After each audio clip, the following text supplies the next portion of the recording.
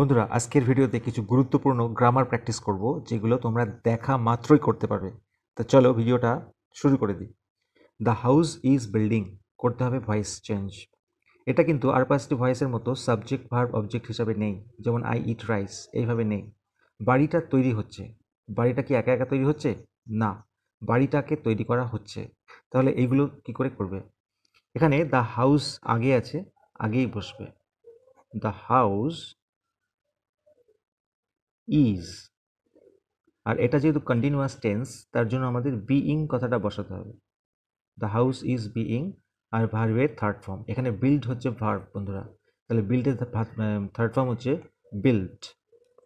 The house is being build. Okay, তাহলে এরকম আরও কয়েকটি রয়েছে, যেমন দেখে নাও, দ্য ড্রাম ইজ বিটিং, ড্রামটি বাজছে। তাহলে ড্রামটি কি একা একা বাজে? বাজে না, তাহলে এই প্যাটার্নে করতে হবে। আরেকটি আছে, দ্য কাউ ইজ মিল্কিং, গরুটি দুধ দিচ্ছে।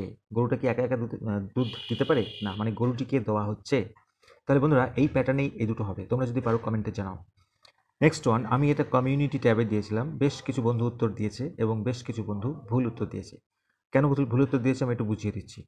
এই যে রিপোর্টিং ভার্ব আছে সেইজ, এটা কিন্তু বন্ধুরা সেইড নেই যে সেইড করে দেবো। তাহলে এটা কি হবে? পৌলমি সেইজ, সেইজ থাকলে সেইজই হবে, কাটাকাটি হয়ে গেল। পৌলমি সেইজ কমা উঠে দ্যাট, পৌলমি বলে যে আই এম অলওয়েজ ফাইন, মানে আমি সবসময় ভালো আছি। তাহলে এখানে আমি বলতে পৌলমি নিজের কথা বলেছে, অর্থাৎ শি এর পরে বন্ধুরা ইজ বসবে। কেন কি?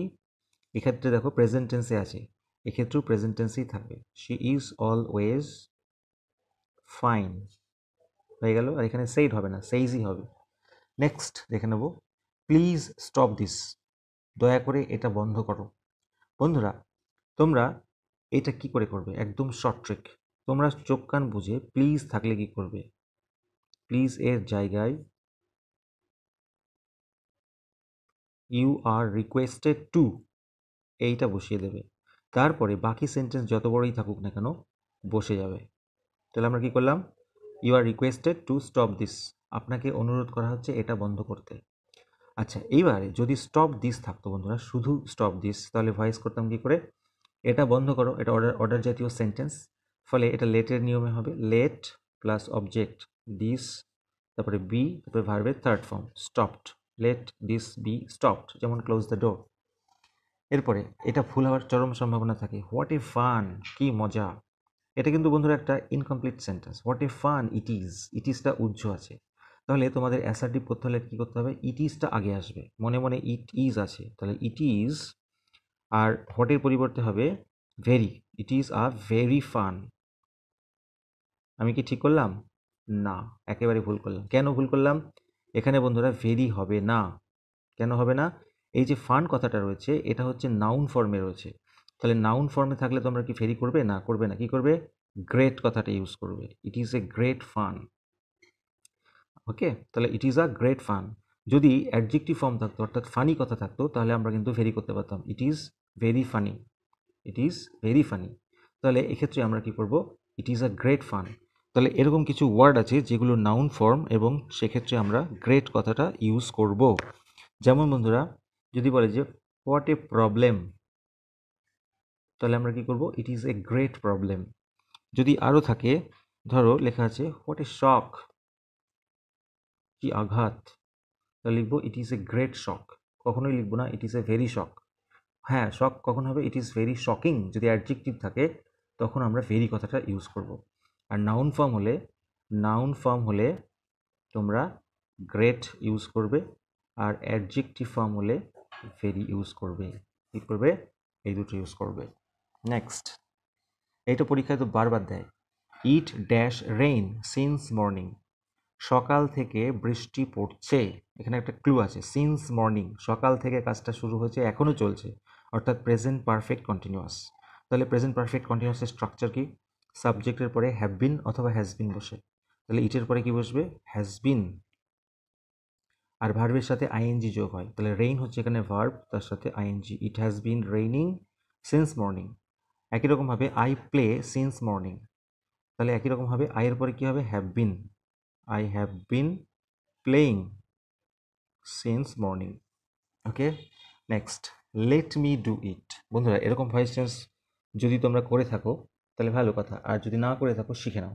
লেট মি ডু ইট, আমাকে এটা করতে দাও, এটা আমি শর্ট ট্রিকে শেখাবো। দেখো, ডু ইট থাকলে তোমরা কি করতে, ডু ইট থাকলে লেটের নিয়মে করতে না, লেট তারপরে অবজেক্ট ইট, তারপরে বি যোগ হয়, তারপরে ভার্বের third form do did done, late it be ডান। তাহলে লেট মির জায়গায় তোমরা কি করবে বন্ধুরা, লেট মির জায়গায় লাস্টে শুধু বাই মি করে দেবে। কি করবে, বাই মি। যদি এখানে থাকতো লেট হিম, তাহলে এখানে তোমরা করতে by him, let it be done by him. By them, তাহলে সরি লেট দেম থাকলে বাই দেম করতে। ওকে, চলে আসবো পরেরটি। নেক্সট, হি ইজ রিচ, সে ধনী। হি ইজ নট হ্যাপি, সে খুশি নয়। তাহলে ধনী হলে তো খুশি হওয়ার কথা, সুখী হওয়ার কথা, উল্টো কেস হচ্ছে না। He is poor, he is happy, সে গরিব কিন্তু খুশি। তাহলে যখন এরকম উল্টো থাকবে, আর যদি বলে কমপ্লেক্স করো, তখন তোমরা কি করবে, তখন তোমরা যদিও কথাটা ইউজ করবে, যেটা অ্যাডভার্বিয়াল ক্লজের মধ্যে পড়ছে। দো মানে যদিও, he is rich, he is not happy. কি হলো, দুটোকে জয়েন করে দিলাম শুধুমাত্র দৌ দিয়ে, যদিও সে ধনী সে খুশি নয়। Next one, he is so lazy that he can not do it. সে এতটাই লেজি, অলস, যে সে এটা করতে পারে না। সিম্পল সেন্টেন্স করতে হবে। এখানে দেখো সো আর দ্যাট রয়েছে। সো দ্যাট, সে এতটাই লেজি যে সে এটা করতে পারে না, অর্থাৎ সে এটা করতে ভীষণ লেজি। হি ইজ, এখানে এই সোয়ের জায়গায় টু হয়ে যাবে, T double. He is too lazy, সে ভীষণ লেজি কি করতে, এই যে ভার্ব আছে লাস্টে তার আগে আমরা শুধু টু বসাবো, টু ডু ইট। বাকিগুলো কি হলো, এখান থেকে এটা উঠে যাবে। হি ইজ টু লেজি কি করতে, টু ডু ইট। আর যদি এটা থাকে বন্ধুরা, he is so too lazy to do it, আর যদি বলে কমপ্লেক্স করো তখন আমরা এটা করব, he is so lazy that, সে এতটাই লেজি যে he can not do it. মনে রাখবে। Next one, who wants to die, কে মরতে চায়, অ্যাসার্টিভ, অর্থাৎ কেউ মরতে চায় না, তাই না।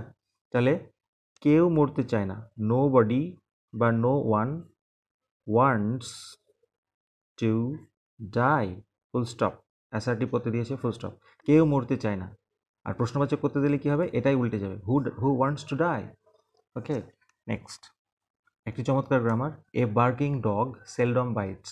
একটি ঘেউ ঘেউ করা কুকুর কদাচিৎ কামড়ায়, মানে খুব কম কামড়ায়। কমপ্লেক্স বা জটিল বাক্য করতে হবে। তাহলে কেমন কুকুর এটা তোমাদের বুঝতে হবে। এ বার্কিং ডগ, একটি ভালো ছেলে সেরকম একটি বার্কিং ডগ, এই জায়গাটাকে আমরা রিলেটিভ ক্লজ করে ভাঙবো। কীরকম, তাহলে আমরা আগে লিখে নেবো, এ ডগ একটা কুকুর যেটা ঘেউ ঘেউ করে, তাহলে যেটা ইংরেজি হচ্ছে দ্যাট, বা হুইচও করতে পারো। A dog that barks, bark মানে হচ্ছে ঘেউ ঘেউ করা, যেহেতু এটা সিঙ্গুলার নাম্বার তাহলে এস যোগ হবে। এ ডগ দ্যাট বার্কস, তারপরে যেমন আছে তেমন, সেলডম বাইটস, হয়ে গেল। একই রকমভাবে একটা এক্সাম্পল বন্ধুরা দেখে নাও, a rolling stone gathers no moss. একটি ঘুরন্ত পাথরে কোনো মস বা শ্যাওলা জমে না।